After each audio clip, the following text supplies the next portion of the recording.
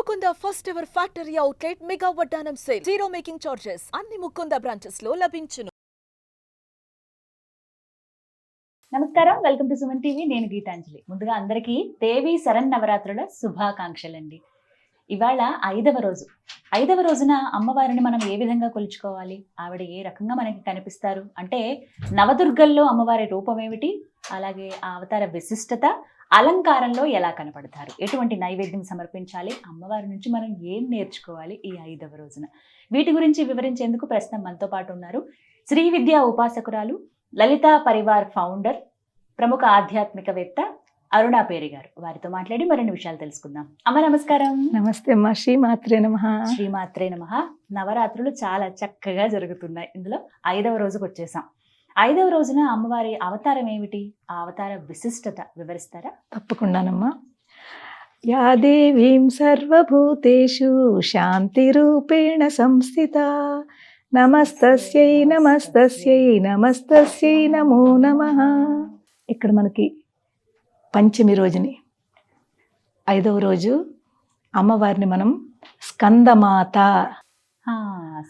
అంటే ప్రథమం శైలపుత్రీ చ ద్వితీయం బ్రహ్మచారిణి తృతీయం చంద్రఘంటేతి కూష్మాండేతి చతుర్థకం పంచమం స్కందమాతేతి స్కందమాత. స్కందుడు అంటే ఎవరు? కుమారస్వామి, కార్తికేయుడు. కుమారస్వామి యొక్క తల్లి రూపంలో ఈ రోజున మనం ఆరాధిస్తాము. ఇప్పుడు మన స్టార్టింగ్ నుంచి ఒకసారి చూడండి. శైలపుత్రి అయింది, తర్వాత బ్రహ్మచారిణిగా తపస్సుకు వెళ్ళింది, శివుడితో వివాహం జరిగింది, దాని తర్వాత కూష్మాండు అంటే పెళ్లి, వివాహం అయిన తర్వాత గర్భవతి. ఎంత చక్కగా మనకి నవరాత్రులు ఎలా వస్తున్నాయి, దాని వెనకాల తత్వం అర్థం చేసుకుంటే చాలమ్మా మనకి. ఇప్పుడు ఏమిటి, అమ్మవారు గర్భిణి అయిన తర్వాత చక్కటి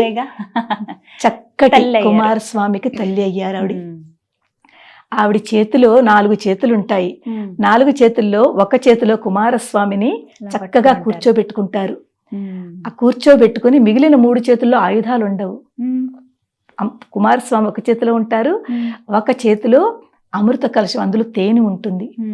మిగిలిన చేతులు అభయ వరద ముద్రలతో అమ్మవారు ఆ పిల్లాడికేసే, ఆ పిల్లాడు వంకే చూస్తూ పిల్లాడిని చాలా లాలిత్యంగా ఒక తల్లి యొక్క రోల్ ఇక్కడ చూపిస్తున్నారు.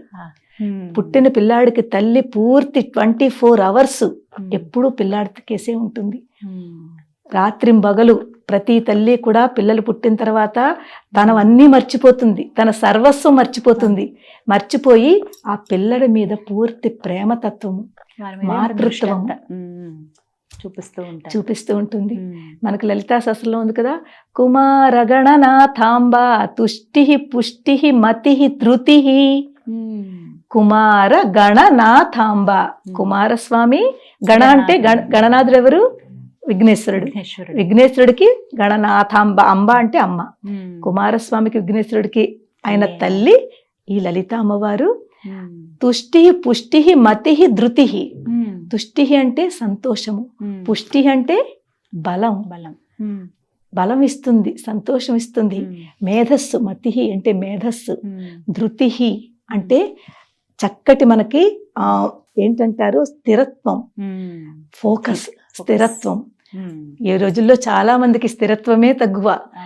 చాలా మందికి చాలా గమ్మునుగా వాళ్ళకి టెంపర్ లూజ్ చేసుకుంటారు, స్థిరత్వం తక్కువ, ఫోకస్ తక్కువ. తర్వాత ఏమో వాళ్ళు కాన్సన్ట్రేషన్ ఈ రోజుల్లో పిల్లలకి తక్కువగా ఉంటుంది. వాళ్ళు రెస్ట్లెస్ అయిపోతూ ఉంటారు. తొందరగా దీని తర్వాత ఇది, దీని తర్వాత ఒకదాని తర్వాత స్టెబిలిటీ ఉండట్లేదు. తో ఎవరైతే ఇలాగుంటారో, నిజం చెప్పాలంటే కుమారస్వామి ఈ అమ్మవారిని మనం తలుచుకుంటే, స్కందమాత మనలో ఆ స్థిరత్వం తీసుకొస్తుంది, మనకు బలాన్ని ఇస్తుంది, మనకి ధైర్యాన్ని, సంతోషాన్ని ఇస్తుంది అనమాట. ఇది అమ్మవారి పరంగా. మన పరంగా మనం ఏం చెయ్యాలో చూడండి. ఒక మానవ పరంగా, ఒక స్త్రీ పరంగా మనం ఆలోచించినట్లయితే, ఇప్పుడు తల్లి అయింది. తల్లి అయిన తర్వాత స్త్రీకి ఇప్పుడు ఒక రెస్పాన్సిబిలిటీ పెరిగింది. ఇంట్లో బాధ్యతలు ఎన్ని ఉన్నా కూడా ఆ బాధ్యతలతో పాటుగా తన బిడ్డలని పెంచుకోవడం అనేది ఇది అందరికంట పైన ప్రయారిటీ. మిగిలినవన్నింటికంట ఎక్కువ ప్రయారిటీ బిడ్డని పెంచడంలో చూపిస్తుంది. అన్ని సర్వస్వము తనన్నీ మర్చిపోయి తన పిల్లలే సర్వస్వము.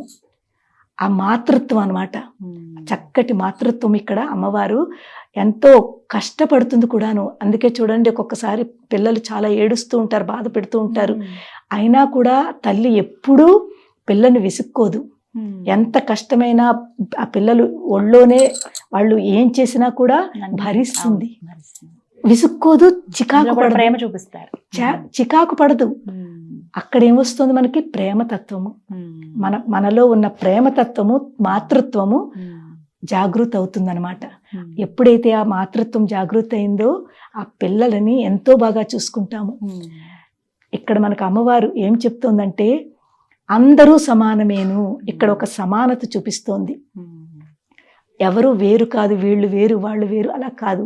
అందరిలోనూ సమానత్వం చూడాలి, అందరూ ఒకటేను అనే భావన రావాలి. ఆ భావన వచ్చిన తర్వాత నిజమైన మనం అమ్మవారికి దగ్గర కనెక్ట్ అవుతాం అన్నమాట. ఇది ఇక్కడ ఇంకొక విషయం తెలుసుకోవాలి. ఇక్కడ శివ పరివారం గురించి మనం అర్థం చేసుకోవాలి. శివ పరివారం ఎవరెవరు? శివుడు, పార్వతీదేవి, కుమారస్వామి, వినాయకుడు. వాళ్ళ వాహనాలు చూడండి ఒకసారి. శివుడు ఏం పెట్టుకుంటారు? సర్పం మెళ్ళో. ఆయన వాహనము నంది.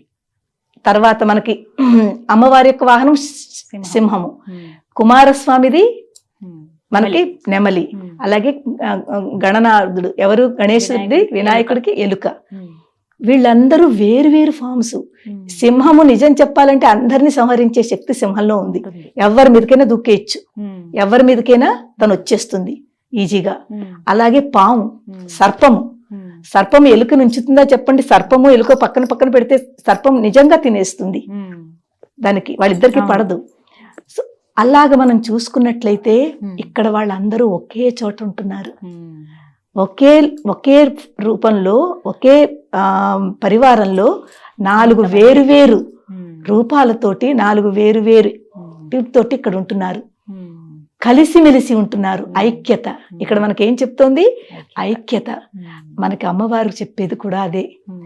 ఈ సృష్టిలో ఏది వేరువేరుగా కనిపిస్తోందో అదంతా వేరు కాదు, దానిని ఒకటిగా చూడండి. నువ్వు వేరు, నేను వేరు ఈ భావన పెట్టుకోవద్దు. అందరిలో సమానత్వం చూద్దాము, అందరినీ సమానంగా చూసుకుందాము. ఐక్యతను ఇక్కడ మనకి అమ్మవారు తెలుపుతోందనమాట. ఈ విధంగా సో ఈ స్కందమాత. ఇంకొక విషయం ఏంటంటేనమ్మా, స్కందుడు అంటే కుమారస్వామి కదా, చాలా పవర్ఫుల్. అతను సేనాధిపతి అన్నమాట. కొంతమందికి ఈ ఎవరైతే పిల్లలు పుట్టని వాళ్ళు, తర్వాత సరిగ్గా టైంకి పెళ్ళవ్వకుండా చాలా లేట్ అవుతున్న వాళ్ళు ఈ కుమారస్వామిని చాలా పూజిస్తారు. మనకి ఆంధ్రాలో, తర్వాత మన భారతదేశంలో కొన్ని ఇంపార్టెంట్ మందిరాలు ఉన్నాయి. కుక్కే సుబ్రహ్మణ్యం విన్నారా? కుక్కే సుబ్రహ్మణ్యం. అలాంటి చోటకు వెళ్ళి ఒక రకమైన పూజలు ఉన్నాయి అక్కడ. ఆ పూజలు కనుక చేస్తే తప్పకుండా వాళ్ళకి ఫలిస్తుంది. అంటే కుమారస్వామి అంత పవర్ఫుల్ అన్నమాట. ఇక్కడ మనకు అమ్మవారు కుమారస్వామి స్కందమాత కింద వచ్చిందంటే మనకి కుమారస్వామి లాంటి ఒక చక్కటి తత్వాన్ని మనకి ఇస్తోంది. మనం దాన్ని అర్థం చేసుకుని, మనం ఆ తత్వాన్ని అర్థం చేసుకుని, ఆ ధైర్యము, ఆ శక్తి, ఆ పవరు మనం కూడా మనలోకి తెచ్చుకోవాలి, పొందగలగాలి. ఇక్కడ మరి అలంకారాలలో 5వ రోజు ఎలా కనబడతారమ్మా? ఇక్కడ అలంకారాల్లో కొన్ని చోట్ల మనకి చండికాదేవి కింద చేస్తారు. చాముండా చండిక కదా మనకి లలితా శాస్త్రంలో ఉంది. అపర్ణ చండిక చండముండా సురనిషూదిని. చండిక చండముండా అనే అసురులని అమ్మవారు చంపింది కాబట్టి ఆవిడ పేరు చాముండా చండిక అని పేరు వచ్చింది. ఈ చండికాదేవిని చక్కగా పూజిస్తారు. చాలా అమ్మవారిని ఎంతో వైభవంగా, మనకి నార్త్ సైడ్ లో అది అయితే చాలా చాలా వేరుగా చక్కగా అలంకరిస్తారు. అలాగే మనకి సౌత్ సైడ్ లో కూడా చాలా చక్కగా అలంకరిస్తారు. అమ్మవారికి కూడా దద్దోజనము అది అంటే చాలా ఇష్టం అన్నమాట. అల్లంగారెలు, దద్దోజనము ఇలాంటివి నైవేద్యం కింద పెడతారు. ఆ ప్రసాదం అందరూ స్వీకరిస్తారు. మరి ఆ రోజు పఠించవలసినటువంటి మంత్రం ఓం శ్రీ చండికాయై నమః. ఓం శ్రీ చండికాయై నమః. అలాగే స్కందమాత. ఓం దేవి స్కందమాతాయై నమః. ఓం దేవి స్కందమాతాయై నమః. మన స్కందమాతానికి తలుచుకుంటున్నాం, ఇక్కడ చండికాదేవిని తలుచుకుంటున్నాము. అమ్మా ఇలాంటి మనకి శివ పరివారంలో ఉన్న అందరూ కలిసిమెలిసి ఎలా ఉండాలి అన్నది ఒకటి తెలుసుకుంటున్నాము. అలాగే మనం అక్కడ తెలుసుకోవడమే కాదు, జస్ట్ వినడము కాదు, మనం మని పరివారంలో కూడా అలాగే ఉండాలి, అందరితోటి కలిసిమెలిసి ఉండాలి, అందరికీ కూడా ఏకత్వం సమానత్వం చూపించాలి. ఆ క్వాలిటీ మనం తెచ్చుకోవాలి మనలో. ఇది ఇక్కడ మనకు అమ్మవారు చెప్తోంది. ఈ విధంగా ఆ రోజు ఇంకా ఏమన్నా నియమాలు అంటూ ఏమన్నా ఉంటాయమ్మా ఆ రోజు ప్రత్యేకంగా? నియమాలంటేనమ్మా నవరాత్రుల్లో మనం రోజు ఎలా చేస్తున్నామో అంతేనమ్మా. నియమాల్లో కూడా అమ్మా చాలా మంది మడిలు ఆచారాలు అవన్నీ అంత పట్టించుకోకూడదు. ఎందుకంటే ఆ మడి ఆచారాల్లోకి వెళితే మనము చాలా కష్టపడతాము. బట్టలు వేరేగా ఉండాలి, అది ముట్టుకోకూడదు, ఇది ముట్టుకోకూడదు, పిల్లలు నడుస్తుంటే వాళ్ళు ముట్టుకోనియరు, ఇవన్నీ పూర్వకాలంలో చేసేవారు. ఇప్పుడు అంత స్ట్రిక్ట్ గా ఆ ఆచారం పెట్టుకోకుండా చక్కగా స్నానం చేసి శుభ్రమైన దుస్తులు మనం ధరించి చక్కగా అమ్మవారికి మనం ఏదైతే పంచోపచారము షోడశోపచారం ఏదైతే ఉందో, ఏ నైవేద్యం అయితే చేశామో భక్తితోటి చెయ్యండి, వీలుంటే చెయ్యండి. ఒకవేళ వీలు లేకపోతే మనం చెప్పిన నామ మంత్రం తలుచుకుని అమ్మవారికి ఓం శ్రీమాత్రే నమః అని ఒక పుష్పం పెట్టండి, మానస పూజ చేయండి. అదే ఆవిడ చాలా ప్రీతి చెందుతుంది. చాలా చక్కగా వివరించారమ్మా, ధన్యవాదాలు. శ్రీమాత్రే నమః. అమ్మ విన్నారు కదా, నవరాత్రుల్లో ఏ విధంగా అమ్మవారిని పూజించుకోవాలో ఒక్కొక్కటే వివరిస్తున్నారు. ఇది 5వ రోజున ఇప్పటివరకు మీరు చూసారండి. మిగతా రోజుల్లో కూడా ఏ విధంగా అమ్మవారిని పూజించాలో తెలుసుకోవాలంటే దీనికి సంబంధించిన వీడియోస్ అన్నీ కూడా ఉంటాయి.